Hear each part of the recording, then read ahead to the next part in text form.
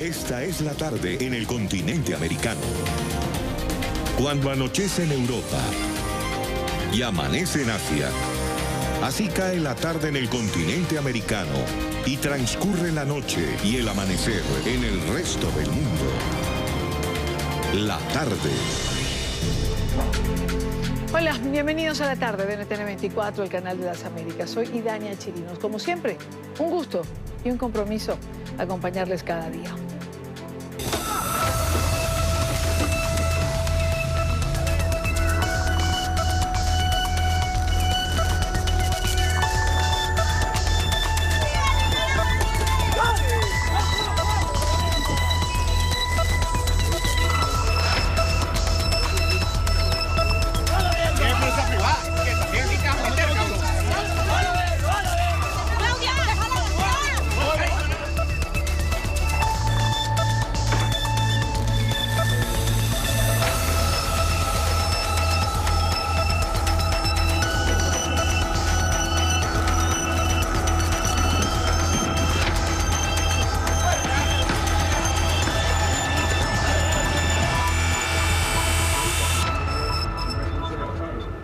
Cuatro o 5 minutos, hora de la costa este de los Estados Unidos. Veíamos las imágenes de un fin de semana de represión en Nicaragua.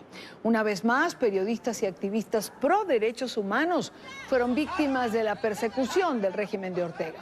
Un grupo de comunicadores fue agredido por efectivos antimotines en la sede de la Policía Nacional, a donde habían acudido para pedir explicaciones por los recientes allanamientos a sedes de ONGs y medios críticos al gobierno, como el diario El Confidencial. En conversaciones con NTN 24, Carlos Chamorro, director del diario El Confidencial, explicó cómo ocurrieron los allanamientos. Aseguró que el régimen no ofreció ninguna explicación para realizar este tipo de operativos. Aquí en Nicaragua, desde hace varios meses, vivimos en un estado de sitio, un estado de excepción de facto. El gobierno pudo haber convocado al Parlamento a un estado de emergencia para suspender los derechos constitucionales.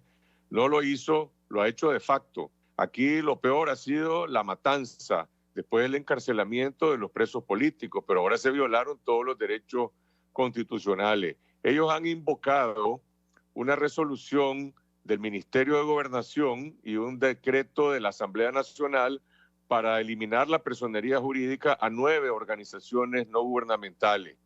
Y también invocan una resolución del Ministerio de Gobernación para confiscar las propiedades de esas organizaciones no gubernamentales.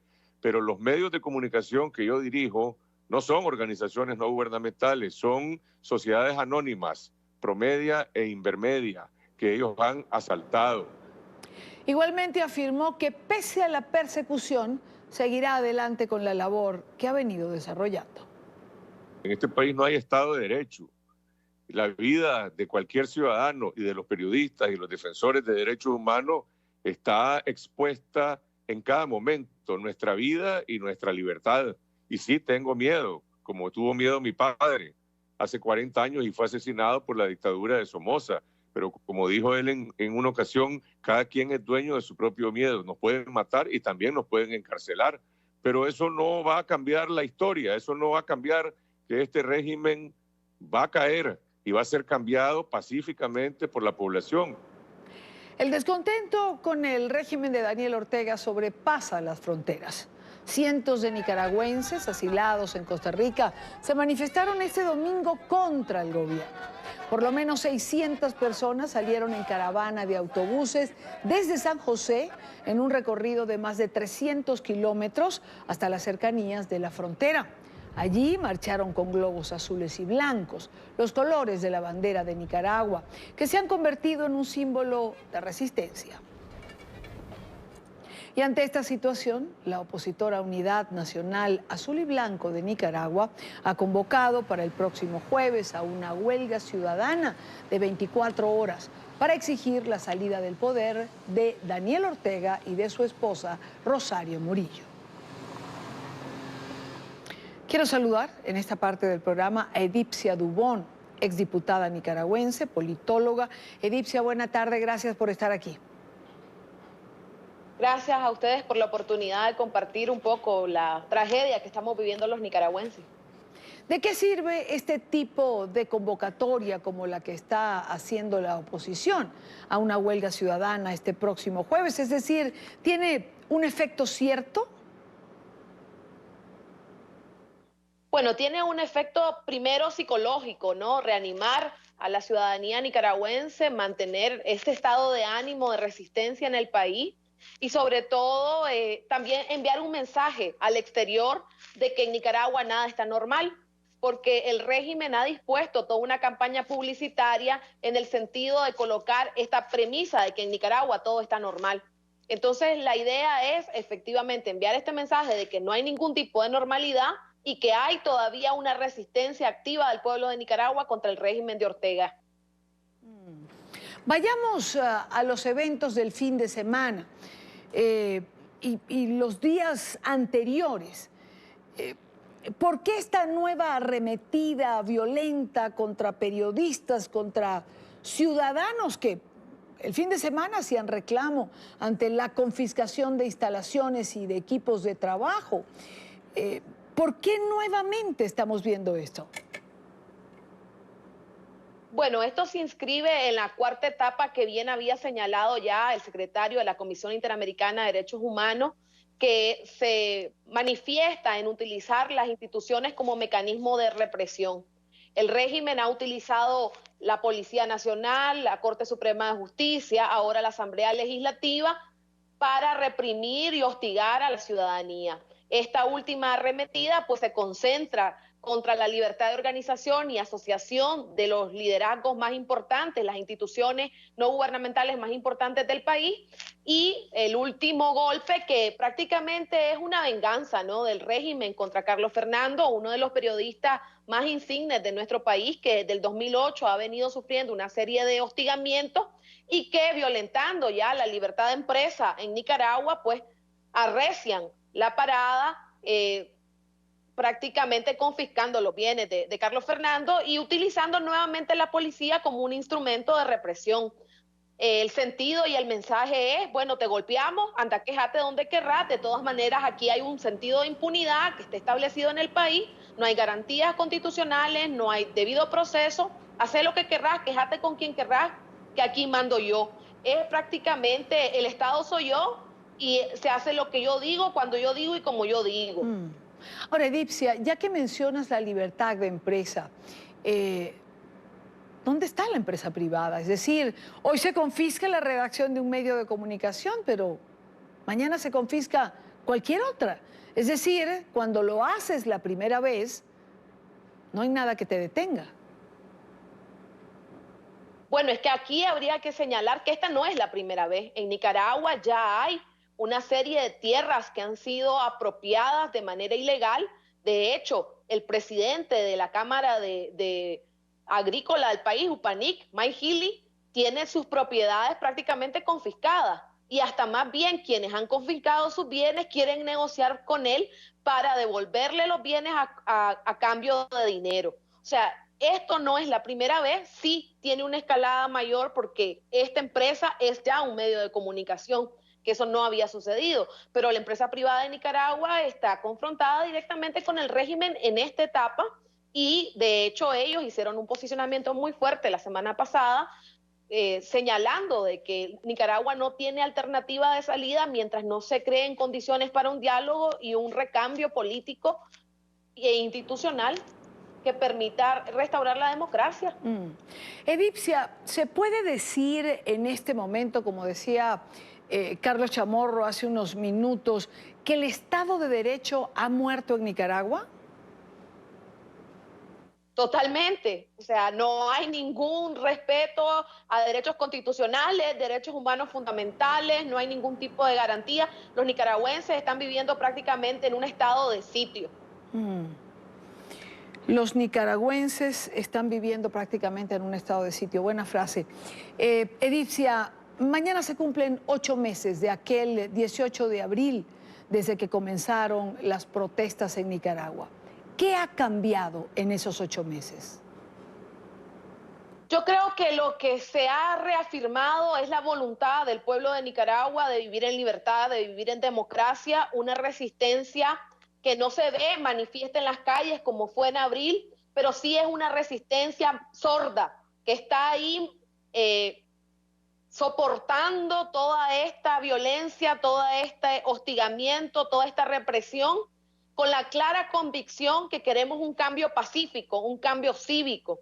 El régimen prácticamente está desgastado, está arrinconado a nivel internacional, se descaró por completo, decimos, Daniel Ortega está desnudo ante el mundo como lo que es, como un dictador, él y su mujer, y sencillamente es cuestión de tiempo. Estamos entrando a una tormenta perfecta donde el deterioro político se junta con el deterioro económico y eso ya es insostenible, pues porque Nicaragua no tiene fuentes de sustentación adicionales, como sí lo puede tener Venezuela con el petróleo, y tendrá que buscar una alternativa de salida. Sergio Ramírez, Premio Cervantes en España, fue vicepresidente de Nicaragua, afirma que en Nicaragua no hay gobernabilidad. Te pregunto, ¿coincides con él? ¿No hay gobernabilidad para Ortega? Yo creo que estamos a un paso de la ingobernabilidad, en el sentido de que cuando los factores económicos se deterioren por completo, la crisis social va a estallar. Hemos venido en un deterioro económico paulatino que ya va llegando a su cima y que seguramente esa conjunción de factores va a hacer que Nicaragua sea ingobernable. ¿Cómo afrontar una de las consecuencias de la represión, que es la diáspora, el éxodo? Si bien señalas que la situación de Nicaragua no es la misma situación de Venezuela, Venezuela tiene el respiro económico que le da el petróleo y no Nicaragua, lo cierto es que estas cosas pueden tardar en resolverse. Bien por represión o bien por acoso o por buscar oportunidades de vida, comienza esta lenta y dolorosa migración que ha comenzado ya en Nicaragua. Sí, y Daniel, realmente podemos decir que la diáspora en Nicaragua empezó hace mucho tiempo. Sí. Se acrecentó en estas fechas alrededor de la represión y el hostigamiento que ha habido en el país, pero es una diáspora que está activa haciendo trabajo internacional, organizando a la gente. La diáspora, por ejemplo, en Costa Rica, que es la diáspora más grande en estos momentos, más de 30,000 nicaragüenses, en condiciones muy dramáticas, pero con una voluntad de regresar al país y de seguir presionando por cambiar las condiciones. Entonces, para nosotros es claro que si regresamos a Nicaragua, los nicaragüenses podemos hacer una Nicaragua distinta. Y esa convicción la tiene el pueblo de Nicaragua. Nosotros, se ha dicho claramente que el único tranque que tiene Nicaragua es Daniel Ortega. Y él cada día está siendo más arrinconado y no va a tener más alternativa que salir del poder. Y esa es la convicción que tenemos los nicaragüenses y para lo que estamos apostando a hacer todo lo que sea necesario para que este régimen termine. La alta comisionada de los derechos humanos de la ONU, Michelle Bachelet, ha urgido a Nicaragua a cesar el acoso contra la sociedad civil. ¿Crees, Edipcia, que tendría que ser más activa, más dura, más firme la reacción de organismos internacionales y de la propia comunidad internacional ante regímenes como los de Ortega? Lo que pasa es que para regímenes como estos las palabras no importan. No importa la diplomacia, no importan los actos de buena fe. Claramente estos regímenes solo entienden frente a la pared con contundencia. Y la contundencia, no todos, aunque quieran, tienen la facultad de dar esos golpes. En el caso de Nicaragua hay muy pocos espacios para presionar al régimen. Quizás el actor más importante es Estados Unidos por la relación comercial que tiene con el país, por la cooperación bilateral, por el flujo de recursos, de remesas que vienen de ese país. Entonces, esa relación es importante la relación del comercio centroamericano y de los países de la región centroamericana. Entonces, para mí tiene que ver con una combinación de acciones y de factores que ejerzan suficiente presión real sobre este régimen. No son nada más comunicados o palabras de apertura para mantener la relación con el régimen, porque un poco ese es el juego de Naciones Unidas, mantener abierto ese diálogo para encontrar una alternativa de salida. Eso no lo van a resolver de esa manera. Claro. El régimen de Ortega es un régimen que juega recio y que necesita contrincantes recios que le pongan la parada más alta. Y claramente no todos, aunque quieran, pueden hacerlo. Claro. Ahora, las sanciones de Estados Unidos, ¿van en esa vía que señalas, por ejemplo? Efectivamente, desgraciadamente, tanto la orden ejecutiva del presidente Trump como la ley Nica Magnitsky son contundentes para el régimen de Ortega y para el pueblo de Nicaragua también. Edipcia, gracias por habernos acompañado en la tarde de NTN 24. Gracias por estar aquí.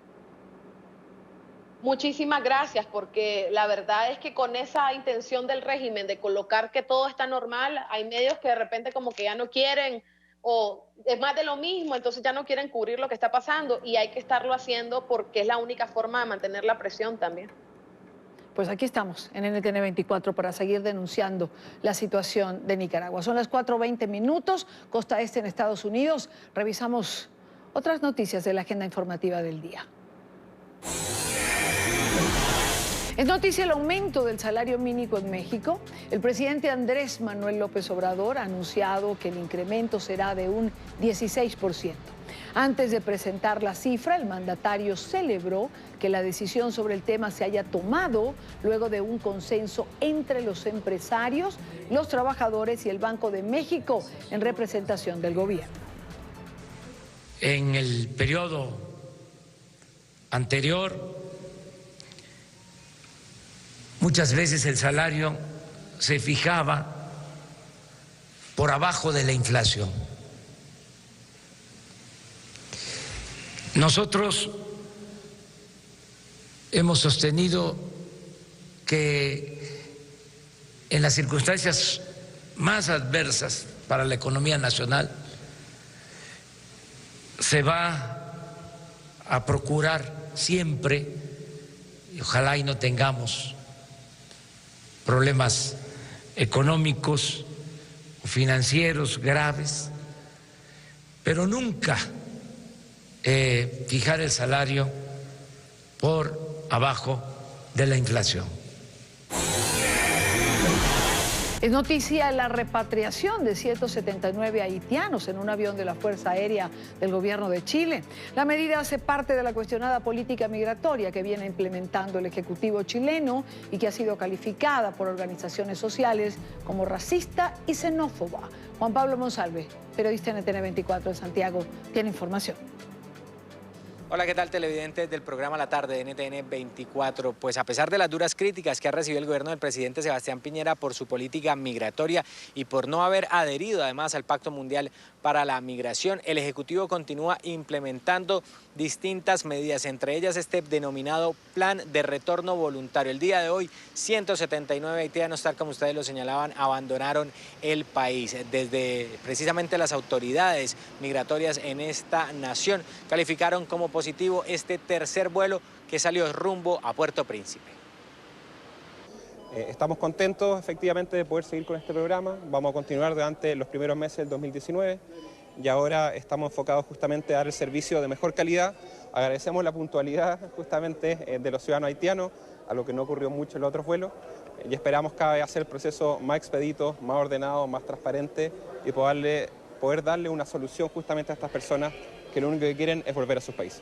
Desde las organizaciones que trabajan por los derechos de los inmigrantes en Chile, pues han lanzado duras críticas a este plan denominado Plan de Retorno Voluntario. Insisten en que son expulsiones encubiertas. Esto es una devolución encubierta donde se generan todas unas condiciones que hacen imposible la vida en el país para una comunidad determinada, que es la haitiana, que hay que recordar, es importante recordar que no es la comunidad mayoritaria, pero se genera una imposibilidad de supervivencia en el país por unas ciertas medidas que se han ido tomando a lo largo del año y que genera que la única posibilidad es devolverse, no es acogerse a estos planes de retorno. Yo creo que estar felices de que el Estado haya sido incapaz de acoger a una población determinada, yo creo que es de muy mal gusto. Este avión de la Fuerza Aérea chilena pues retornará esta misma noche desde Puerto Príncipe a Santiago. Sin embargo, realizará una parada clave allí en Caracas, donde recogerá a 50 chilenos que precisamente huyen de la crisis política, económica y de escasez que se vive en territorio venezolano. Esta es la información que podemos entregarles a esta hora desde Santiago de Chile. Continúen ustedes con más en el programa La Tarde de NTN 24.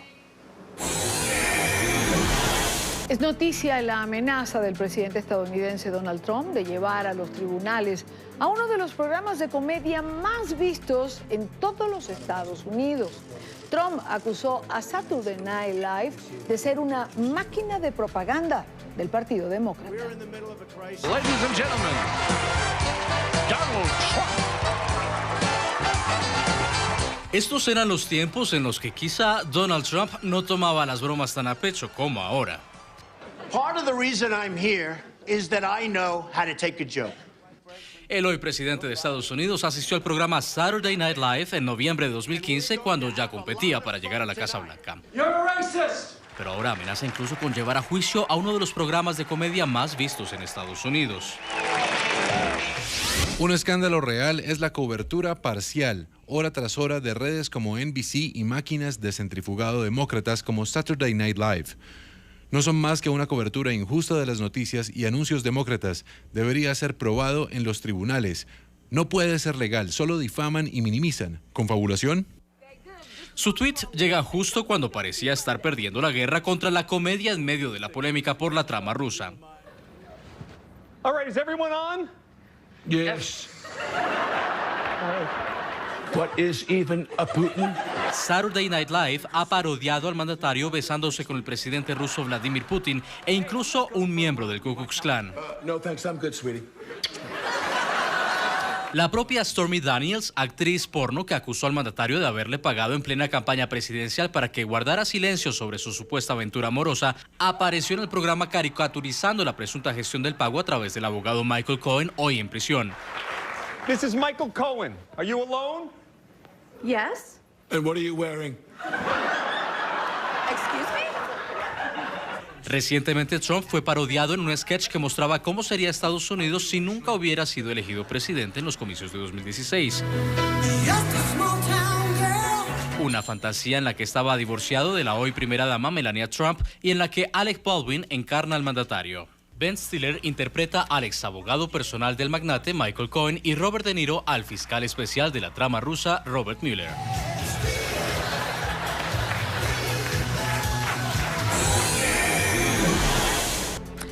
Es noticia un operativo de la policía española que terminó en la detención en Vitoria, en el País Vasco, de un ciudadano argelino aparentemente vinculado con el grupo terrorista Estado Islámico. Según las primeras investigaciones, el sospechoso tenía entre sus objetivos el adoctrinamiento de personas para que formaran parte de ISIS. El reporte con Marcelo Moncayo en Madrid. Hola, ¿qué tal? Un saludo cordial para todos ustedes desde Madrid, amigos televidentes. De esta madrugada, la Policía Nacional Española detuvo en Vitoria a un ciudadano argelino supuestamente vinculado con el grupo terrorista Daesh. Entre sus funciones estaría el adoctrinamiento. La Policía Española detuvo en Vitoria a un ciudadano argelino de 36 años por su presunta integración en la organización terrorista Daesh. Durante los últimos 4 años, el detenido desarrolló numerosas acciones presuntamente destinadas a favorecer e impulsar la actividad de ese grupo terrorista. Entre ellas, divulgar y extender la doctrina fundamentalista sunita, realizar labores de captación directa y remota, favorecer el regreso de terroristas a Europa o colaborar con otros yihadistas que aún permanecen en Siria. El detenido recibía ayudas económicas por desempleo mientras obtenía recursos de un negocio propio encubierto de venta por Internet. En su labor de alienación remota, las pesquisas policiales indican que su intención era destinar este dinero al mantenimiento de adoctrinados que después apoyarían su idea de reconstruir el caído califato de Daesh. El ciudadano argelino además aprovechaba su cargo como presidente de una reconocida asociación cultural para difundir con mayor facilidad el credo yihadista entre los miembros de la comunidad islámica vasca. El ahora detenido llegó a alardear de su habilidad para fabricar artefactos de explosivos caseros. Eso fue el detonante para que la policía actuara de inmediato y lo detuviera. Y la policía española ya tenía en la mira a este sujeto porque en ocasiones anteriores había tenido altercados con varios miembros de la Fuerza Armada. Este es el informe Marcelo Moncayo, NTN 24, Madrid. Es noticia el cumpleaños número 82 del Papa Francisco. Con una torta que le brindaron un grupo de niños de un dispensario pediátrico en el Vaticano, celebraron el nacimiento del Santo Padre. Aunque a él no tiene o no le gusta la costumbre de celebrar esta fecha, los pequeños lo invitaron a soplar las velas. Los mensajes de felicitación comenzaron a llegar desde muy temprano a la Santa Sede. Incluso una pastelería de Roma mandó, como todos los años hace, un pastel al Papa. Tenía una dedicatoria relacionada con la Jornada Mundial de la Juventud que habrá de celebrarse a finales del próximo enero en la ciudad de Panamá. Papa Francesco. ¿El bebé de Jesús hubiera tenido una gripe, un resfriado? Estoy seguro que sí. ¿Y qué habría hecho su madre? No sé si había un dispensario en Nazaret o en Egipto, pero estoy seguro de que si la Virgen viviera en Roma, habría llevado al niño Jesús a este dispensario, seguramente. Trabajar con niños no es fácil, pero puede enseñar mucho. Me enseña que para entender la realidad de la vida debemos rebajarnos a medida que nos inclinamos para abrazar a un niño. Con esto hacemos la primera pausa en la tarde de hoy. Recuerden seguir nuestras cuentas en Twitter, se las dejo en pantalla con información en tiempo real. Al regreso, se va a materializar el cierre del gobierno de los Estados Unidos por la falta de un acuerdo para el presupuesto fiscal de 2019. El presidente Trump insiste en que si no le entregan los recursos para el muro, va a paralizar la actividad ejecutiva. Es una semana definitiva. Venimos con más en breve. Ya regresamos con La Tarde.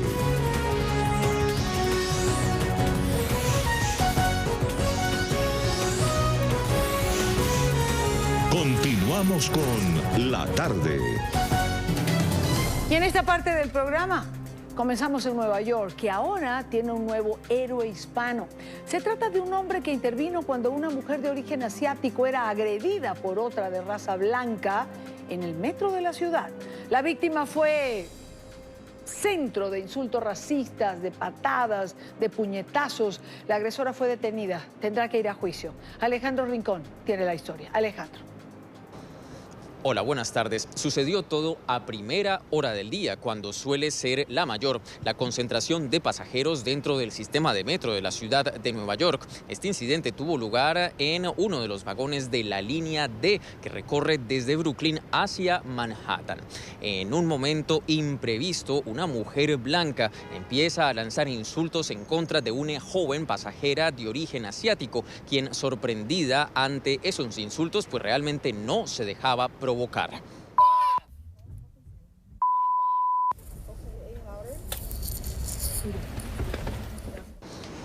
Esa agresión verbal terminó convirtiéndose después en un ataque físico. Literalmente empezó a golpear esa mujer con su sombrilla a la joven asiática, quien solo trataba de bloquear esos golpes. A pocos pasos de allí estaba Juan Ayala sentado registrando todo con su teléfono móvil, y en un momento, cuando él sintió que esa agresión estaba a punto de convertirse en algo peor de lo que ya era, decidió entrar en acción, confrontar a esa mujer y posteriormente neutralizarla para que no siguiera atacando a esa joven asiática.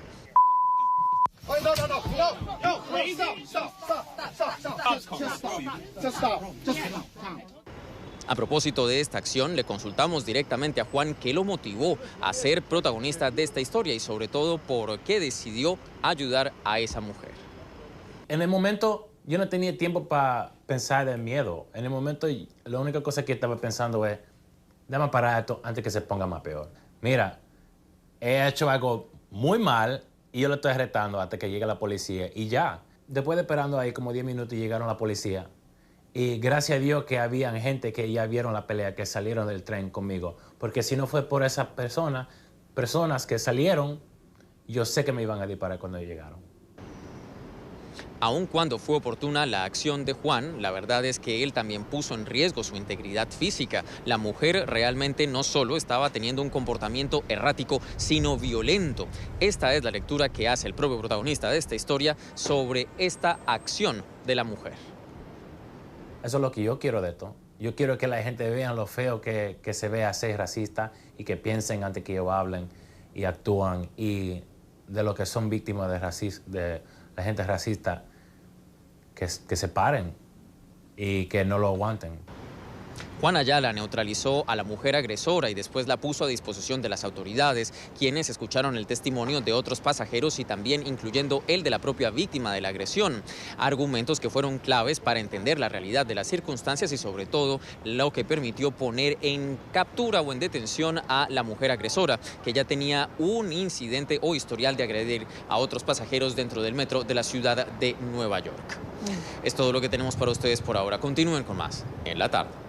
Gracias, Alejandro. Y a propósito, una comisión del Congreso estadounidense va a visitar mañana el centro al que fue trasladada la niña guatemalteca de 7 años que lamentablemente falleció bajo la custodia de la patrulla fronteriza. La menor habría muerto deshidratada tras sufrir un paro cardíaco. La niña fue detenida junto a su padre tras cruzar la frontera entre los Estados Unidos y México de manera irregular. Este es un informe de nuestra cadena aliada, La Voz de América. Escucha, estamos en la lucha. La familia de Jacqueline Calmaquin aún no logra comprender cómo la niña guatemalteca de 7 años pudo morir mientras ella y su padre estaban bajo la custodia de autoridades estadounidenses. La familia de Jacqueline, por medio de su abogado, exige ahora una amplia investigación transparente y neutral. Su pedido ha sido acogido por grupos pro-inmigrantes y de derechos humanos en Estados Unidos. Por su parte, funcionarios del Departamento de Seguridad Nacional y la misma Casa Blanca han rechazado las acusaciones en su contra y más bien han insistido en que las autoridades actuaron a derecho en todo momento. ¿Qué queremos? ¡Justicia! ¡Mundo! ¡Ahora! ¿Qué queremos? ¡Justicia! ¡Mundo! Jacqueline y su padre estaban buscando asilo en Estados Unidos y formaban parte de un grupo de inmigrantes arrestados el 6 de diciembre, cerca de un cruce fronterizo con Nuevo México.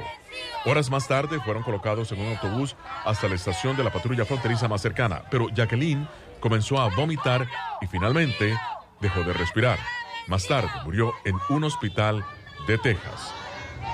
Son las 4:42 en la costa este. La posible no aprobación de fondos para construir el muro fronterizo tiene de nuevo en jaque al gobierno federal. Esta semana las agencias gubernamentales podrían quedarse sin fondos si el Congreso no aprueba la financiación de la polémica obra, como lo exige el presidente Donald Trump. El informe, nuestra cadena aliada, La Voz de América.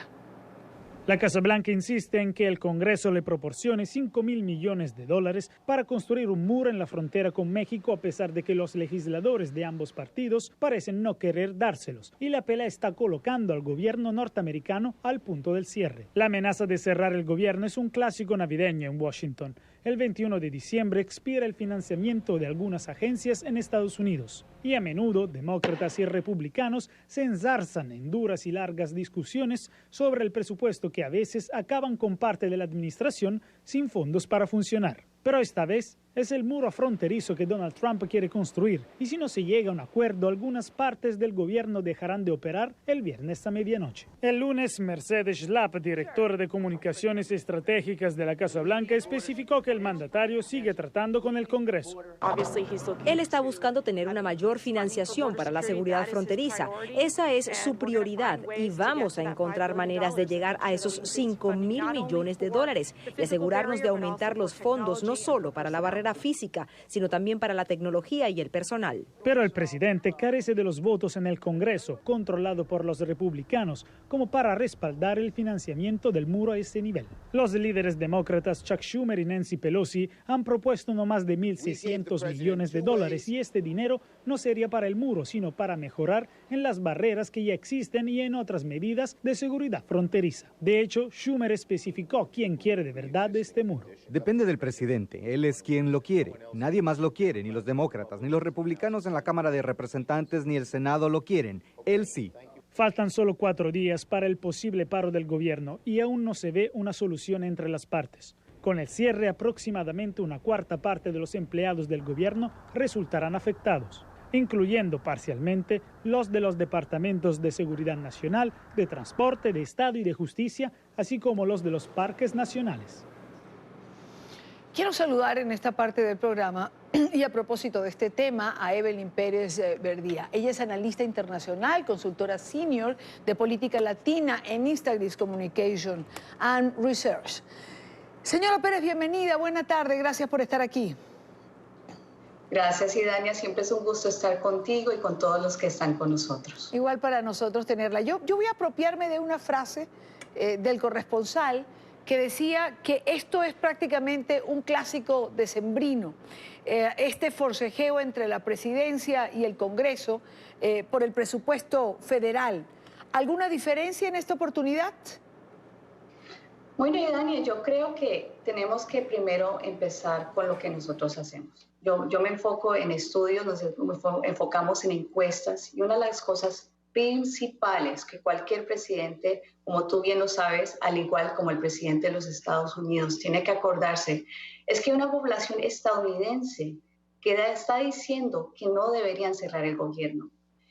Siempre se tienen que mirar las encuestas. Ahorita en la última encuesta de USA Today y Suffolk dice que el mensaje es claro de los estadounidenses y que no se debe cerrar el gobierno. 50% dice que no se debe cerrar. Ahora, si se cierra, 43% culparían al presidente de los Estados Unidos y a los republicanos. Y bueno, claro está, vamos a hablar de la base del presidente, que 24% de los que sí quieren que cierre, si se cierra, el 24% culparía a los demócratas. Son números... Son números clarificadores, pero pareciera que el presidente Trump no está muy de acuerdo con ellos, porque él decía que se sentiría orgulloso si paraliza por esta razón el gobierno federal. Bueno, tenemos que acordarnos, Idania, que está terminando el año. Y el 3 de enero entra una Cámara de Representantes muy diferente a la de antes, una Cámara de Representantes donde la líder de la Cámara de Representantes es demócrata, que es Nancy Pelosi, que ahora va a ser una de las personas más poderosas de los Estados Unidos. Él tiene que hacerle esta promesa a su base, es algo que él constantemente estuvo abogando mientras que estaba en campaña y él tiene que cumplirle a su base. Pero lo que tenemos que recordarle al presidente es que somos más que esa base, somos millones de estadounidenses que estamos pidiendo algo diferente y es algo que ni siquiera las personas del gobierno que trabajan deberían tener que pagar el precio, especialmente en las Navidades y en estas fechas de fiestas, por una base y lo que ellos quieren. Ahora, ¿por qué es tan importante, Evelyn, esta negociación del muro? Es decir, fue una campaña, fue una promesa electoral de campaña del presidente Trump. No ha podido cumplirla, pero insistir, digamos, ¿es el lema del presidente hasta conseguirlo? Es muy buena pregunta, Idania, porque, bueno, él dice que la frontera que está entrando, como ya sabemos, la retórica, criminales, que están entrando personas que nos van a herir, y ese es el miedo, la xenofobia que estamos viendo en este país ahorita, cuando muchos son personas, como tú bien sabes, que están escapando unas situaciones donde ya no tienen nada que perder en su país. Y entonces es más interesante que eso. Tenemos que acordarnos una cosa. De acuerdo al Centro de Estudios Migratorios, En el 2015, 44% de los que estaban viviendo como indocumentados de este país eran individuos que habían entrado legalmente con visa. No solamente entran por frontera, hay diferentes formas, pero al final del día hay algo aquí, Dani. Nosotros somos un país donde hay una estatua de libertad. Eso es lo que nos ha representado por cientos de años. Una estatua de libertad donde hemos traído a inmigrantes de todo, y tú lo sabes muy bien, sí. Es lo mismo con Venezuela y lo que estamos tratando de pedir como el TPS de Venezuela ahorita con la situación que está ahí. Entonces no tenemos que olvidarnos y es de nuevo, tenemos que elegir a personas que sepan y entiendan esa parte. Ahora, Evelyn, ¿quién va a ganar en este forcejeo entre el presidente Trump y el Congreso? Es decir, no solo son los demócratas quienes no quieren aportar los recursos que está solicitando el presidente, $5.000 millones para el muro. Hay republicanos que tampoco quieren. Es decir, es como decía Schumer en la nota, parece que el único que lo quiere es el presidente Trump. Bueno, y Dani, es un buen punto, porque cuando ya hay docenas y docenas, lo que estaba leyendo, de republicanos que ya no van a estar el próximo año porque perdieron su elección. Y lo interesante es que ya no tienen nada que perder. Entonces, se están uniendo con lo que es moral hacer, que es no cerrar el gobierno. Y es lo que están haciendo. Entonces, por eso es cuando la gente se une, cuando las personas con ese compás moral se unen, se pueden hacer grandes cosas en los Estados Unidos. Entonces, el que va a ganar es el que tiene el compás moral por hacer lo correcto en este país. Claro, Evelyn, y en la mitad de todo esto, digamos, están un grupo de empleados, y estamos a días de celebrar la Navidad. Si se paraliza el gobierno, no van a poder cobrar. Y te pregunto, ¿de quiénes son rehenes? ¿Del Congreso o del presidente Trump? Bueno, yo creo que ese es un punto muy interesante, pero recordemos, Idania, que también han pasado leyes donde solamente si se cierra el gobierno, lo último que vi es el 25% del gobierno, no es en su totalidad. Okay. Pero de cualquier manera son personas que merecen tener, con el trabajo que hacen para todos, irrelevante a nuestras ideologías políticas, deberían tener el derecho de tener lo que ellos merecen por el trabajo que hacen por nosotros, y eso se debería tomar en cuenta. ¿Ves al presidente Trump cediendo en esto? No, yo no creo, porque él recuerda que él tiene una elección, va a estar en campaña y él tiene que mantener una base muy fuerte, justamente cuando estamos viendo todas estas cosas que están saliendo de Mueller y lo de su abogado. Él tiene que mantener su base muy cerca a él en este momento. Entonces no creo que se va a dejar influenciar, porque es muy importante esa base para él en este momento. Es decir, que podemos cerrar la semana sin un acuerdo. Vamos a ver qué pasa, vamos a ver cómo resulta todo esto, pero de nuevo deberían pensar en las personas que realmente trabajan por nosotros. Yo trabajo para el Congreso, sé que es ese trabajo, es muy lindo el nombre, pero muchas veces no ganan mucho. Entonces, el título de trabajar para el Congreso, entonces son personas que, de nuevo, hacen mucho trabajo por nosotros y se deberían tomar en cuenta. Antes de despedirte, ¿pudiéramos o nos pudieras compartir de nuevo las cifras con las que empezaste? Los porcentajes que culparían al presidente Trump y a los republicanos de cerrarse el gobierno, de no llegar a un acuerdo a finales de esta semana. Claro que sí, esto fue una encuesta de USA Today y la encuestadora es Suffolk, donde dice que 54% dice que no deberían cerrar. Y de nuevo, 43% de la población en esta encuesta culparían al presidente y a los republicanos, y 24% culparían a los demócratas. Pues con esta cifra te despido, Evelyn Pérez. Gracias por acompañarnos como siempre en la tarde de NTN 24. Gracias a ti, Dani. Buena tarde para ti. Son las 4:53, hora costa este en los Estados Unidos. ¿Habrá acuerdo o no habrá acuerdo? Interesantes las cifras, deberían tenerlas en cuenta, ¿no? las cifras que nos ha dado Evelyn Pérez. 54% piensa que no debería cerrarse el gobierno y 43% culparía a los republicanos y al presidente Trump. Con esto seguimos en la tarde de hoy. Seguimos en Estados Unidos porque Marta Kennedy Morales, una niña de 8 años, recibió hace unos días una carta de la ex candidata presidencial demócrata Hillary Clinton. La también ex secretaria de Estado le escribió para consolarla luego de que Marta fuera derrotada por otro niño en unas elecciones a presidente de la clase organizadas en el marco de una elección sobre el funcionamiento de las instituciones. Marta perdió por un solo voto y fue declarada vicepresidente.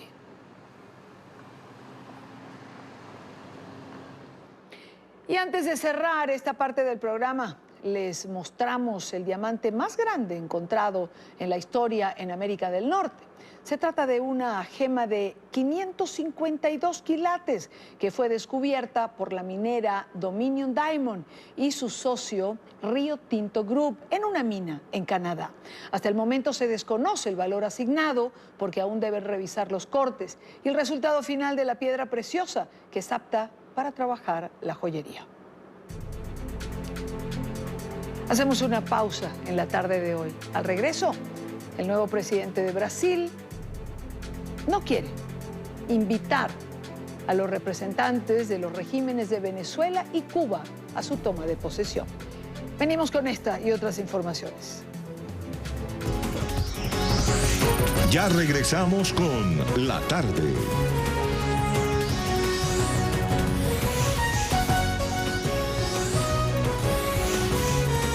Continuamos con La Tarde.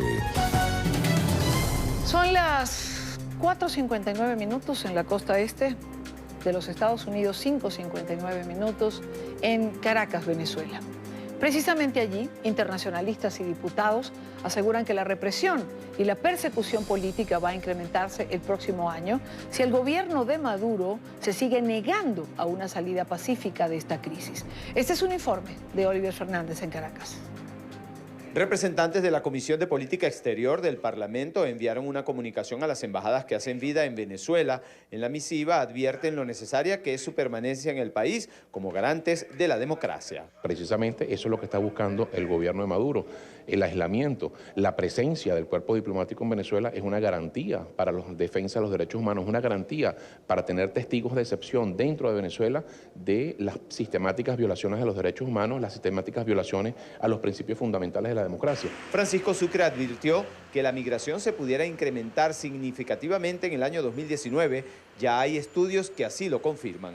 En función del aumento exponencial de la crisis de refugiados venezolanos, ayer un instituto de mucho prestigio en Estados Unidos, el Brookings Institute, estableció en un estudio una proyección de 8 millones de venezolanos fuera de Venezuela para finales del año que viene. Las Naciones Unidas está estableciendo que la cifra va a aumentar en 2 millones y se va a colocar en más de 5 millones de venezolanos afuera. Y eso, por supuesto, está generando una situación de crisis regional. Mientras tanto, el internacionalista Carlos Luna señala que es un error venderle a los ciudadanos que el 10 de enero es el día de la batalla final. Por el contrario, es necesaria la prudencia y la coherencia. El 10 de enero no es que va a ser la victoria final, no hay que vender humo. Yo creo que es fundamental el hecho de no vender humo. Lo que sí creo que eso va a desencadenar una serie de procesos porque Nicolás Maduro, al no ser aceptado y no ser reconocido el proceso del 20 de mayo por 3/4 partes del mundo occidental, le va a dar una dificultad en términos de lo que es su estabilidad en el poder y lo que es su legitimidad tanto de origen como de ejercicio, con lo cual se abre una serie de posibilidades para lo que tiene que ver con el cambio político, constitucional y democrático en Venezuela. Si el gobierno huye hacia adelante, la crisis se intensificará. Cuanto su producción petrolera está en 1.1 millones de barriles y que se prevé que para mediados del año que viene bajaría a 500.000 de barriles, con lo cual el rentismo petrolero estaría totalmente en un saldo negativo y con eso le dará una incapacidad de importación de los recursos y podría entrar en una hambruna generalizada y una violación sistemática de derechos humanos. Para el año 2019 se pueden incrementar las sanciones a los funcionarios del gobierno. Estoy convencido, y eso es la información que tenemos, creemos que va a venir un aumento exponencial de la presión internacional, porque como les decía al principio, Venezuela no puede ser vista, y la problemática que estamos viendo en Venezuela, como un problema aislado. Es un problema que tiene repercusiones continentales y repercusiones mundiales. El internacionalista Carlos Luna exhortó al gobierno de Nicolás Maduro a buscar una salida pacífica a la crisis. La violencia no es el camino. En la información que manejamos desde Caracas, continúen con más de la tarde de NTN 24. Quiero saludar en esta parte del programa a William Dávila, diputado, miembro de la Comisión de Política Exterior de la Asamblea Nacional. Diputado, buena tarde, gracias por acompañarnos. Muchas gracias, Idania, por esta invitación, como siempre, solidaria tú con el pueblo venezolano. Diputado, ¿cómo queda Venezuela en el año 2019? Si tomamos en cuenta lo que se ha dicho, que no va a ser reconocida por gobiernos o que embajadores van a salir del país. ¿Aislada? Sí, yo pienso que cada día Venezuela o el régimen está cercado, pero al mismo tiempo voy a advertir lo siguiente. Yo creo que va a haber una profundización de la represión de manera selectiva. Yo creo que aquí vamos a ver situaciones que nunca antes habíamos visto, autoatentados para inculpar a la oposición y al mismo tiempo persecuciones y atentados selectivos contra determinados líderes de la oposición, porque ese es el camino que le toca a este tipo de regímenes autocráticos como el que tenemos. Sí. La relación de Venezuela con Rusia luego de los ejercicios militares.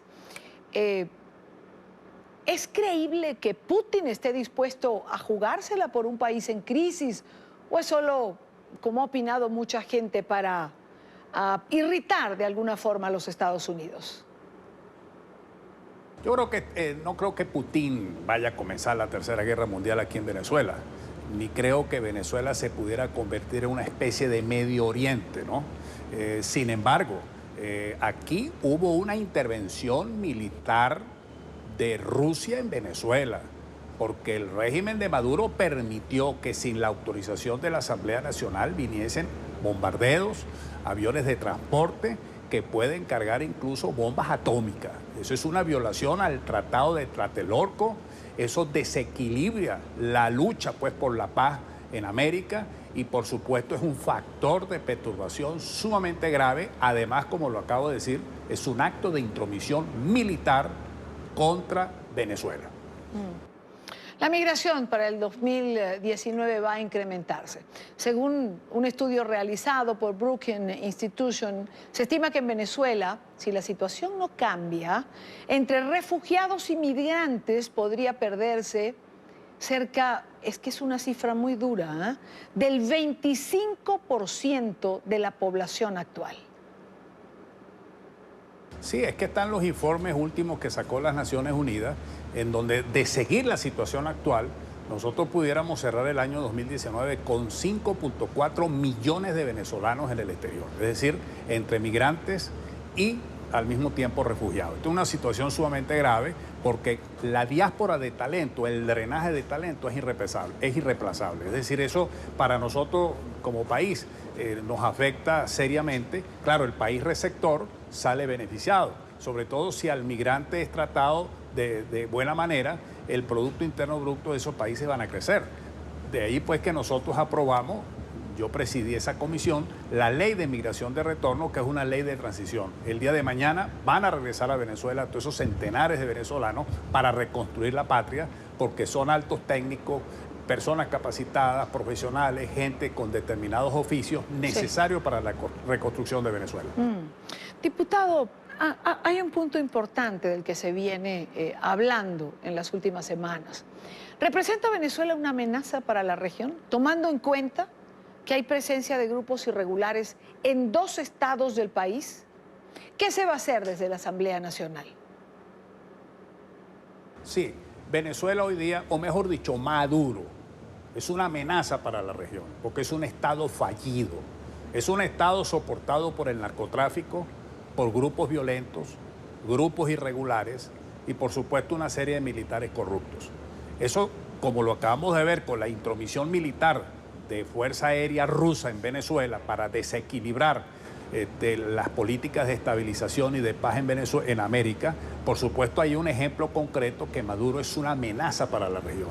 Y por eso que el derecho internacional americano tiene que funcionar.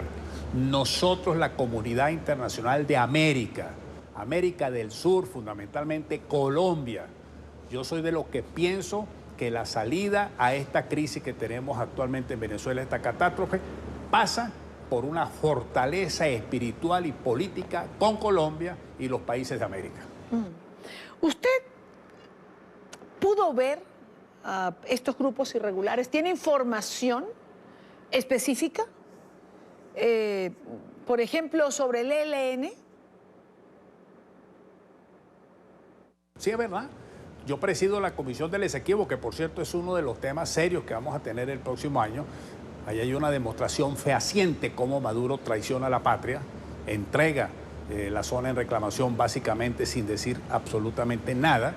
Y cuando nosotros fuimos a la isla de Anacoco, que es una de las zonas que está la mitad de la isla siendo reclamada pues por Guyana, para poder llegar nosotros allí tuvimos que pasar un punto de control del Ejército de Liberación Nacional. Si no hubiéramos pasado por ese punto de control, no nos hubieran permitido los del ELN llegar a la isla de Anacoco, nosotros no hubiéramos llegado. Es inconcebible que eso pase en pleno territorio venezolano, apenas a 1 kilómetro de un puesto de control militar que nos dijo de las Fuerzas Armadas que íbamos a cuenta y riesgo de nosotros, porque ellos no podían garantizar nuestra protección. Y sin embargo fuimos, porque ese es nuestro rol, ese es nuestro papel, forma parte de la función de control como diputado y precisamente ahí ejercimos soberanía, la que no hace Maduro ni los militares.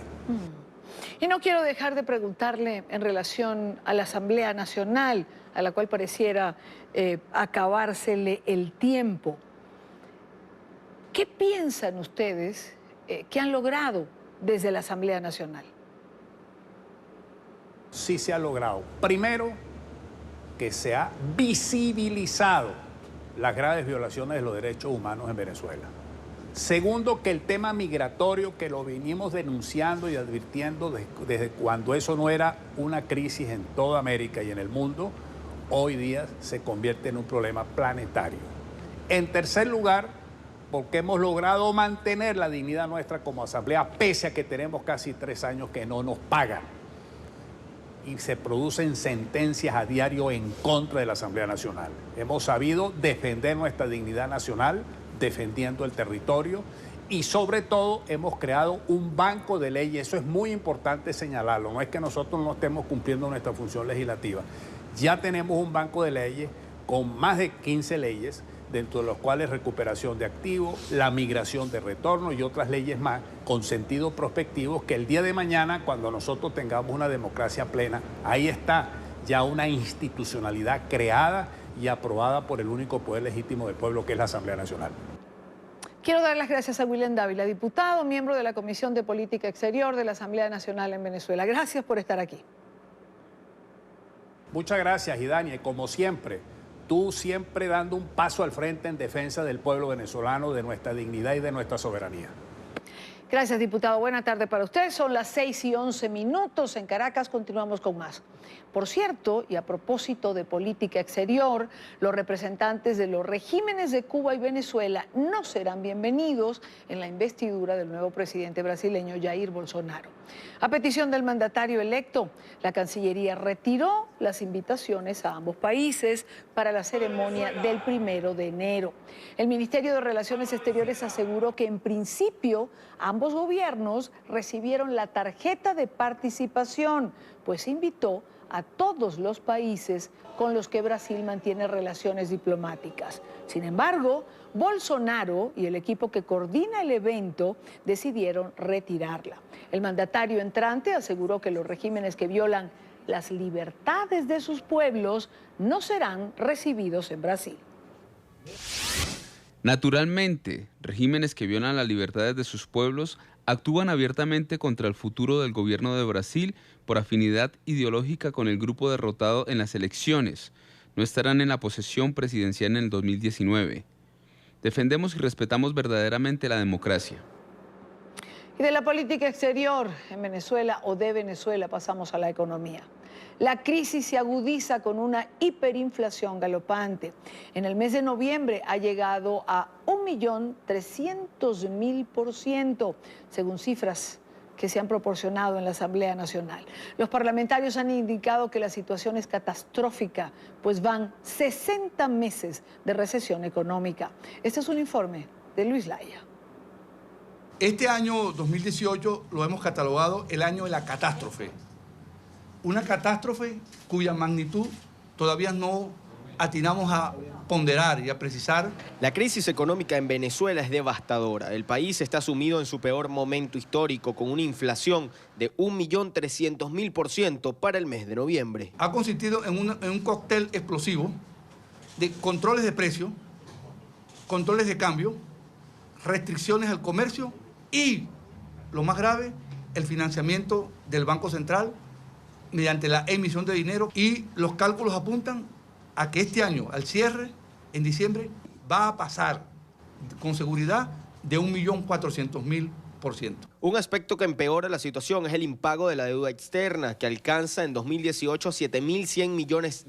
No hay fondos con que liquidarla. La deuda que emitió el gobierno de Chávez, esta deuda es la herencia del gobierno de Hugo Chávez, que hoy no se puede pagar. Este año, la economía nacional, según los cálculos que hemos hecho, la caída va a estar entre 25 y 28% de la actividad económica, con lo cual acumularíamos 5 años corridos de caída de la actividad económica medida por el Producto Interno Bruto. Denuncian que esto pone en riesgo algunas de las propiedades petroleras de Citgo, que ya está en la mira de quienes no han recibido sus pagos. Es el caso de Cristalex, que ya amenazó con demandar para subastarla. Esto repercute directamente en el día a día de los ciudadanos que padecen la crisis. La hiperinflación es uno de los mecanismos más perversos de empobrecimiento del ciudadano. Y mientras la hiperinflación se mantenga en Venezuela, no solo se le está confiscando el poder adquisitivo del salario del trabajador, sino también se le está confiscando el poder adquisitivo del ahorro, que ya prácticamente no existe. Otro elemento de la crisis es la dolarización de la moneda. La mayoría de los productos ya se consiguen en precios en divisas. Esa dolarización, por la vía de hecho, es precisamente un mecanismo de tratar de protegerte de esa hiperinflación que se traduce en un aumento en los precios de por encima de 3 puntos diarios. La dolarización de facto ocurre cuando el venezolano no confía en el bolívar, porque no hay manera de hacer un acuerdo en bolívares. O sea, ¿cómo pactas tú una deuda en bolívar ahorita y cuánto vas a pagar mañana?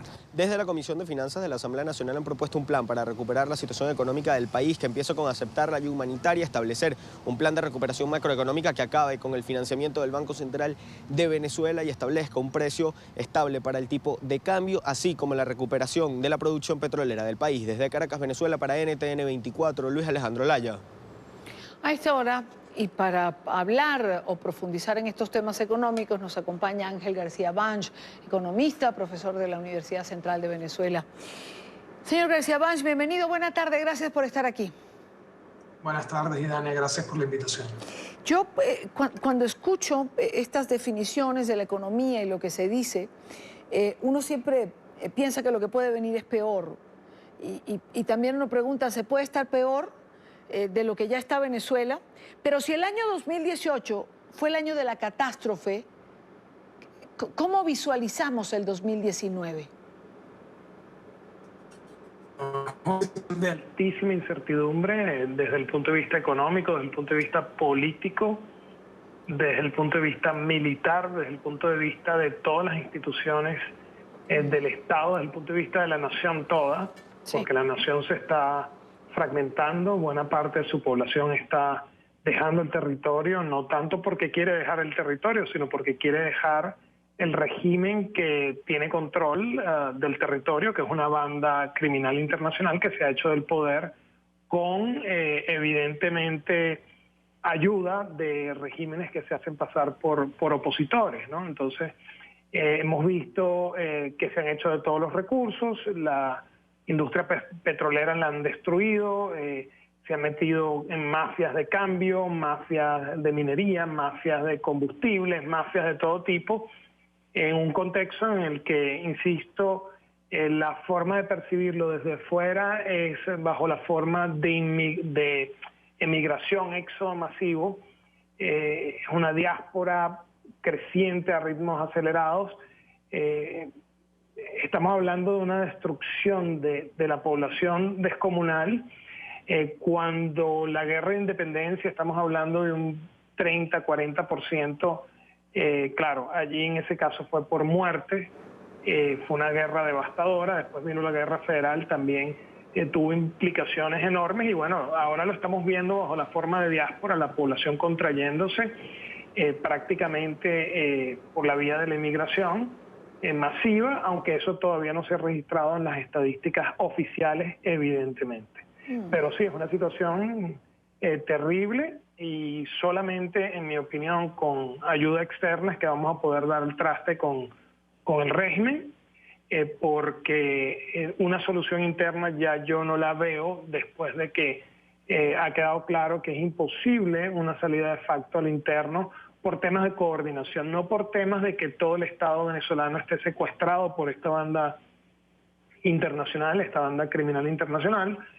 Yo estoy seguro que buena parte del Estado, y me refiero a la Fuerza Armada, está en contra de lo que está ocurriendo, pero no tiene la capacidad de coordinar una solución, una salida, porque es un sistema también de, digamos, de lo que se conoce en Venezuela como sapos, es decir, de inteligencia, de paso de información. No puede haber un mecanismo de coordinación entre los militares. Entonces estamos quedando a que la comunidad internacional participe de esa solución, y yo creo fielmente que tiene intereses muy claros para participar, tanto por el tema de la diáspora como por otros temas asociados a la economía venezolana. Claro. Ahora, ¿cómo sobrevive esta economía con una hiperinflación como la que Venezuela está viviendo? Es decir, en una semana los precios pueden cambiar 3 y 4 veces. No hay aumento salarial que traiga beneficio a la población, porque simplemente no se ha terminado el aumento cuando ya la inflación se lo llevó por delante. ¿Cómo manejar esta situación económica que está manteniendo a los venezolanos en el hambre y la miseria? Es que no hay solución hasta que salga el régimen. Hay gente que está hablando de una dolarización para el caso venezolano, pero eso no resuelve absolutamente nada. La dolarización está ocurriendo de facto, pero con controles de cambio, con controles de precios, mientras la moneda de curso legal, aunque haya una dolarización de facto, sea el bolívar, es decir, mientras los impuestos se paguen en Venezuela en bolívares, va a haber distorsiones cambiarias. Y mientras haya estas distorsiones cambiarias, va a haber una mafia apropiándose de unos 55 millones de dólares al día de la factura de exportación petrolera. Estoy hablando a precios promedio anuales, los precios han caído un poco recientemente, entonces sería algo menos, pero estamos hablando de una mafia que se apropia de la mitad del ingreso del Estado. Estamos hablando de una mafia que se apropia de 50 a 55 millones de dólares que cualquier país del mundo, cualquier Estado quisiera tener. Estamos hablando de cifras, yo he hecho de hecho un cálculo de más de 450 mil millones de dólares en saqueo, solamente por la vía cambiaria. Yo no estoy tomando en cuenta allí otras vías de saqueo como la mafia de la minería, la mafia de los combustibles y otras mafias importantes. Evidentemente, la principal mafia es la mafia cambiaria. Estamos hablando de no menos, o sea, la mitad de $1 trillón, y eso ni siquiera se ha registrado en el caso del capitalismo ruso post caída de la Unión Soviética. Entonces, es el saqueo mayor que conoce la humanidad. Eso es muy fácil de demostrar con cifras de diferencial de cambio, con cifras de exportaciones. Lo que ha habido es un saqueo terrible, y la solución no pasa por un cambio en la política económica con este régimen. Este régimen no tiene la capacidad de generar credibilidad, porque nadie cree en un régimen de ampones, un régimen que representa una banda criminal internacional y que representa intereses de un conjunto de otras naciones, pero jamás la nación venezolana, porque hay intereses cubanos, belorrusos, rusos, hay intereses iraníes, intereses inclusive de células terroristas, intereses de varios carteles, 2, 3 carteles de narcotráfico, pero no hay intereses de la población venezolana. Por eso es que la población venezolana está comiendo basura y está pasando penuria. Entonces, no sirve con un cambio de la política económica, tiene que cambiar el régimen completo. y para ganar la credibilidad con qué hacer los cambios, porque esto es un tema de expectativas ya. Claro, claro, pero además de que, a ver, si las distintas mafias conviven con el Estado venezolano, o si las diferentes mafias están enquistadas dentro del Estado venezolano, pues ¿qué cambio va a haber en la política cambiaria? Si lo que se están beneficiando son precisamente quienes podrían cambiar la política del país. Totalmente de acuerdo, totalmente de acuerdo. A quienes le tocaría dar al traste con el régimen cambiario son los que se han hecho multimillonarios robando cantidades obscenas de divisas bajo distintos mecanismos, pero que al final se reducen a la sobrefacturación de importaciones, bien sea a través del mecanismo de los CLAPS, del mecanismo de PDVSA, las propias compras que hace PDVSA, que por eso también se desploma la actividad petrolera, porque las compras la dirige no la transnacional petrolera, sino un grupo de ampones dentro de PDVSA. Y por supuesto el CEOFAN, que hace sus compras ya no civiles, sino militares, de provisiones, etcétera, y entonces evidentemente todo está sobrefacturado, donde debería llegar 100 unidades, llega una, pero esa unidad está más que sobrefacturada por 1.000, 2.000, 3.000, 4.000, 10.000, a veces 100.000 veces. El ejemplo de los CLAPS yo creo que es el más claro. El nivel de sobrefacturación es descomunal y bueno, en eso se van las divisas del país. Las divisas del país no se convierten en mercancía. Las divisas me refiero más que del país, del Estado, del Estado de ampones que se ha apropiado hoy de esas divisas. Es que eso lo dijo Maduro con suma claridad cuando llegó. Dijo, ya no habrá dólares, ahorita habrá dolores. Dicho y hecho, lo que ha habido es dolores y los dólares son para ellos. Para el pueblo, que el pueblo son 200, 300 personas que forman ese politburó de mafia que hace las políticas económicas. Sin lugar a duda, no va a haber cambio mientras no se produzca la remoción por la vía, y yo lo voy a decir con suma claridad, por la vía de la administración de la violencia internacional. Yo no veo ningún tipo de salida que sea pacífica, negociada. Todo eso es un cuento. Una banda criminal no sale con negociación. Por eso es que yo he sido muy crítico de lo que ha hecho la Mesa de la Unidad Democrática, que se ha sentado a negociar con un régimen, y el régimen tiene un ejército y tiene, digamos, capacidad de ejercer violencia, pero la MUD no tiene.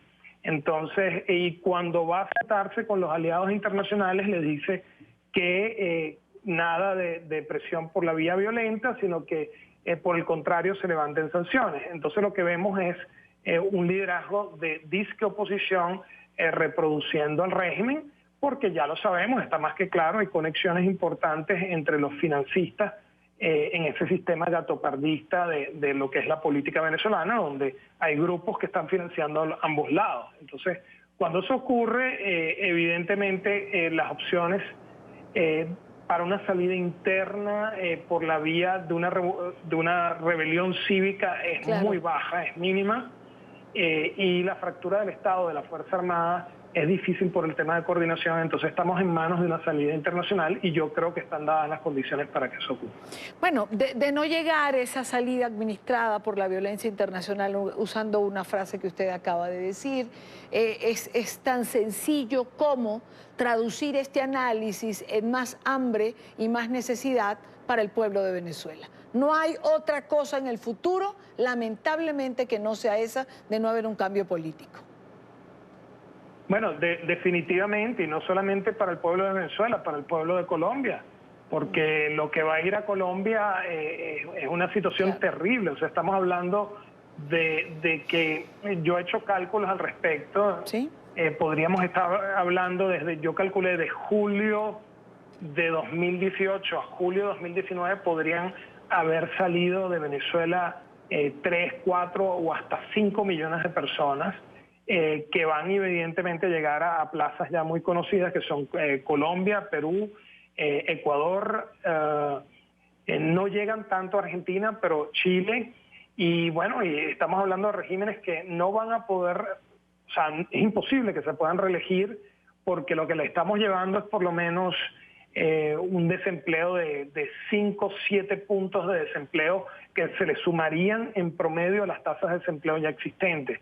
Es decir, estamos llevando penurias, estamos llevando hambruna, estamos llevando delincuencia, estamos llevando presión a la baja en los salarios reales. Es decir, esto no hay forma de ignorarlo. Se puede ignorar unos meses, 3, 4, 5, 6 meses, pero desde que se dio ese brote de salida que se observa, yo diría desde el mes de mayo de este año, yo creo que esto es un tema ya de meses, ¿no?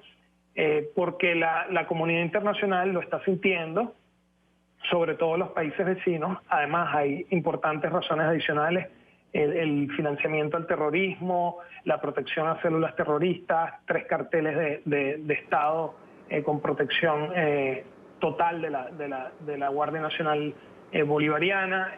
Luego hay un conjunto de razones y por supuesto hay una razón fundamental, vamos a estar claros, que es que Venezuela tiene en el subsuelo una de cada 5 gotas de petróleo. Es inviable en el planeta que el país con más petróleo se quede estancado por culpa del comunismo y por culpa de una banda criminal internacional. Ahí va a tener que haber una presión de salida y en esa presión de salida yo creo que se dan las condiciones para un cambio de régimen completo del Estado. El Estado venezolano hay que hacerlo de nuevo y lo vamos a hacer y hay quienes están preparados para hacerlo. Y estamos hablando de un sistema político nuevo y una economía de libre mercado. Venezuela ha sido república, pero jamás ha sido libre mercado. Cuando Venezuela sea república y libre mercado, será un milagro y la gente verá a Venezuela como un milagro que va a ser, bueno, simplemente un país con todos los recursos naturales y recursos humanos abundantes, con una institucionalidad que por primera vez le catapulta hacia el siglo XXI. Va a ser un cambio fundamental y estoy seguro que lo vamos a vivir, ojalá que sea muy pronto. Ojalá que sea muy pronto. Ojalá y así sea.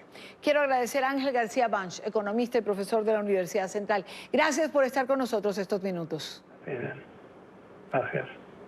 Y a las 6:29 minutos en Venezuela, y antes de despedir a esta parte del programa, Nicolás Maduro insiste, lo ha hecho hace pocos minutos, en un supuesto plan para asesinarle. Nuevamente habla de que se fragua un plan entre los Estados Unidos y Colombia para invadir a Venezuela, para matarlo, para desestabilizar el país. Ha llamado a los integrantes de la Fuerza Armada a prepararse para enfrentar a esas fuerzas extranjeras que, según él, están por infiltrarse en territorio venezolano. Esto dijo hace minutos. Ojos y oídos multiplicados para ver cualquier movimiento extraño de grupos paramilitares o infiltrados que pueda haber por aquí o por allá. Ustedes me entienden, ¿verdad? Labor preventiva, dimensión preventiva, bien organizada, con las mejores técnicas y métodos de la inteligencia y la contrainteligencia popular. Si algún día se atrevieran a tocar un palmo solamente del sagrado territorio de la patria, la milicia y la Fuerza Armada Nacional Bolivariana debe salir a expulsar a cualquier fuerza invasora que pretenda tocar este suelo sagrado de la tierra de Bolívar. Pero lo que sí pueden saber los imperialistas es que no van a salir vivos de aquí, porque el pueblo los va a ir a buscar. Es lo que ha dicho Nicolás Maduro hace unos minutos. No van a salir vivos porque el pueblo los va a ir a buscar. Habrá que ver si está bien alimentado el pueblo, ¿no? Porque creo que no va a tener fuerzas para caminar siquiera. Maduro insiste en una pelea con el presidente de Colombia, con Iván Duque. Ahora dice que el mandatario colombiano es el autor intelectual del complot. Se está conspirando contra la Constitución, la democracia y el derecho a soberanía de Venezuela. Nosotros no nos metemos con nadie, Iván Duque. Pero tú, Iván Duque, eres responsable si algún día Colombia agrede militarmente a Venezuela. Tú, Iván Duque, eres responsable. Que lo sepa nuestro pueblo, que lo sepa el pueblo colombiano. Reiterativo Nicolás Maduro en los últimos días hablando de este complot y atacando a Colombia. Pero no fue el único que habló a los militares hoy. Luisa Ortega Díaz, la fiscal general de Venezuela en el exilio, envió un mensaje a los militares venezolanos. Lo envió a los teléfonos celulares en una lista actualizada que está en su mano. Llamó a los uniformados a actuar para restablecer la democracia. Escuchemos. Hoy, 17 de diciembre de 2018, envío un mensaje a las mujeres y hombres honestos de la Fuerza Armada de Venezuela. Te hablo a ti, militar venezolano. Se acerca el momento de tomar la decisión más importante en horas cruciales para la patria. Es la oportunidad de ponerse al lado del pueblo y restablecer la democracia. Pueden contar con todas las garantías que necesiten para actuar y devolver la libertad a los ciudadanos. Ya basta que un pequeño grupo de generales los sometan a las más grandes calamidades con el único objetivo de mantener sus negocios delictivos. Los que actúen serán premiados y reconocidos por el país, por todos los venezolanos y por la historia. Ustedes serán protagonistas de la nueva Venezuela, de oportunidades, bienestar y felicidad que entre todos construiremos. El país cuenta con ustedes. Con eso hacemos una pausa en la tarde de hoy. Los invito a que se suscriban a nuestro canal en YouTube, NTN 24. Allí lo tienen en pantalla, www.youtube.com/NTN24. Allí tienen todos nuestros contenidos y la señal en vivo de nuestro canal. Hagamos una pausa rápidamente y al regreso hablamos de Bolivia y Evo Morales, que nuevamente ha inscrito su candidatura para un nuevo periodo. Ya venimos. Ya regresamos con La Tarde.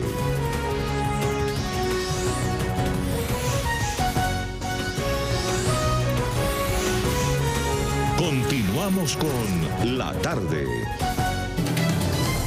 Continuamos con más. Diferentes miembros de la comunidad internacional siguen sumándose a las voces de rechazo contra la nueva postulación de Evo Morales a la presidencia de Bolivia.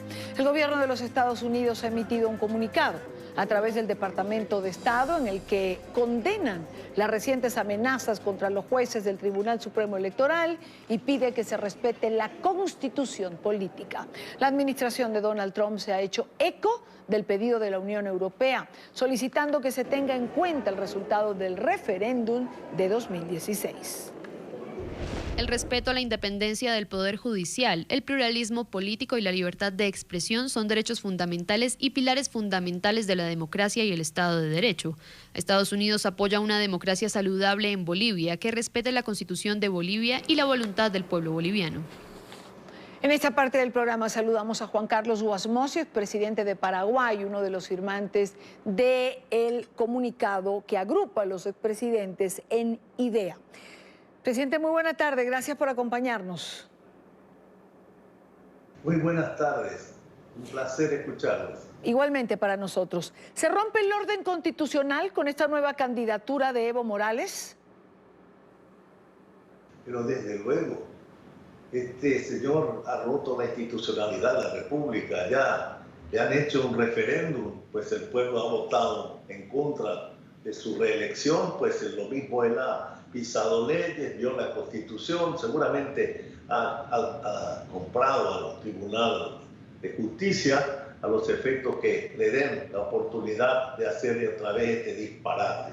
Yo, señorita, le quiero decir, soy hijo de un excombatiente de 3 años en la guerra con Bolivia y tuve la oportunidad, al ser electo presidente, de devolver todos los trofeos de guerra al hermano pueblo de Bolivia en una plaza de La Paz donde había más de 50.000 personas. Con esto le estoy demostrando el afecto que tengo al pueblo de Bolivia.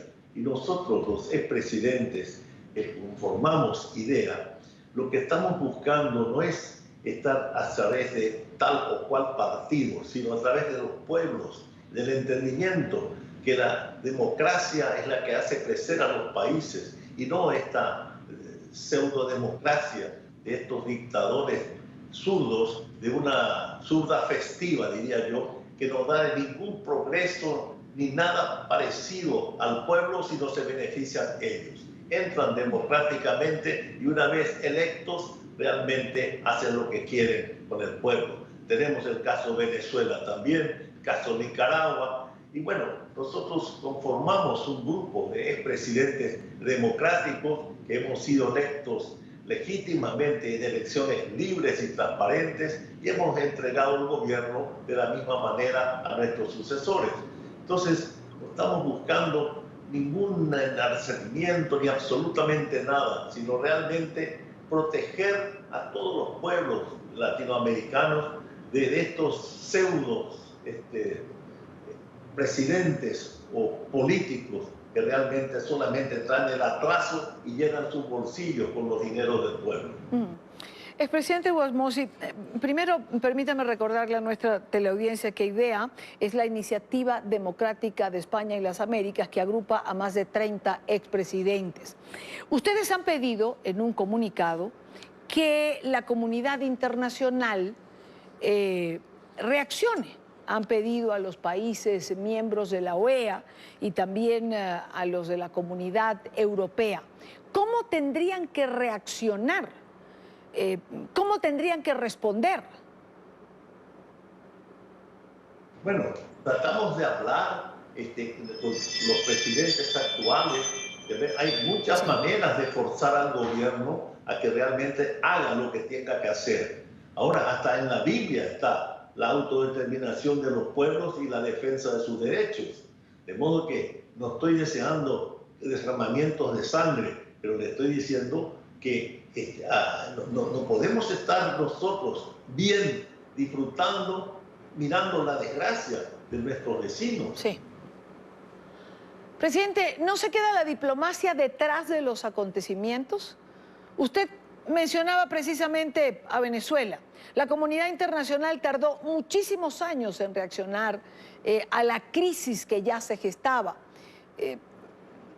Parece que pasa en Nicaragua también ahora. ¿No se queda un poco atrás la diplomacia con sus respuestas? Yo creo que sí. Realmente, infelizmente, le diría yo a mi criterio, priman más los intereses, a veces personales, económicos de algunos, para no actuar realmente como corresponde. Es lastimoso, pero yo soy optimista y democrático. Espero que tarde o temprano van a volver otra vez estos países al sistema democrático. Hay quien señala, presidente Wasmosy, que no se puede exigir reaccionar contra Bolivia como se ha reaccionado en relación a Venezuela. Que Bolivia no tiene muertos en represión, en ese número impactante que tiene Venezuela, o que no hay el número de presos políticos, por ejemplo, que exhibe Venezuela. ¿Qué decir? Mire una cosa, no hay necesidad de contar presos políticos.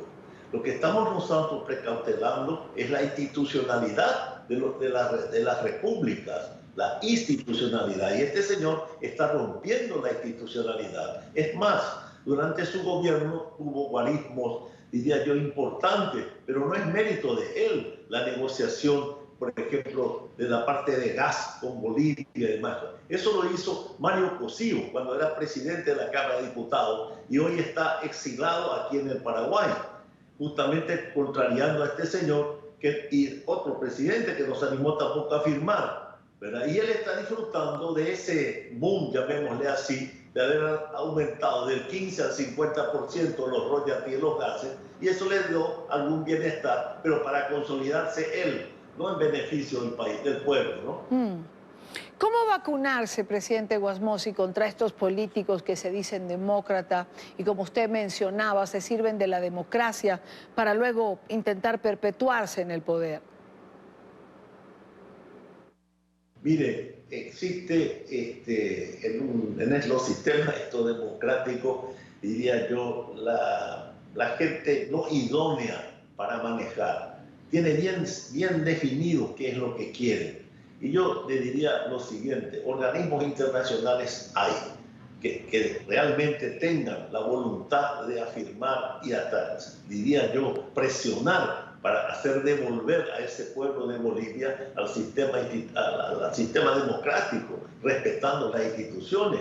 Este señor, que podrá tener, qué sé yo, no tener muchos presos políticos, pero dígame usted, votó un referendo pedido por él y salió en contra, y después, ¿por qué sigue insistiendo? ¿Es o no la voluntad del pueblo al final? Bueno, presidente, porque pareciera que su propia voluntad es la que cuenta en cualquier tipo de circunstancia. Yo no creo que él tenga un liderazgo con todos los royalties que tuvo por méritos que no fueron de él, pero el referendo salió en contra. ¿De qué liderazgo le habla? Bueno, lamentablemente no son ellos precisamente los que respetan las normas democráticas. El Imperio Romano también cayó. Yo soy un hombre muy ferviente. Hay que seguir rezando, porque hay un ser superior que es el que está por encima de todos estos pseudo dictadores. Algún día volverá la calma y para eso hay que tener fe. Como le digo yo soy muy creyente y muy optimista. El sistema democrático tendrá sus imperfecciones, pero es el mejor sistema que ha llevado a todos los países al desarrollo que han tenido. Quiero agradecer a Juan Carlos Guasmos, expresidente del Paraguay y uno de los firmantes del comunicado de IDEA, Iniciativa Democrática de España y las Américas, donde se ha pedido un pronunciamiento en relación a lo que ocurre en Bolivia. Muchísimas gracias por estar con nosotros. A usted, señorita, muy amable, gracias. Muy buena tarde. Hacemos una pausa, regresamos en breve con más información. Ya venimos. Ya regresamos con La Tarde.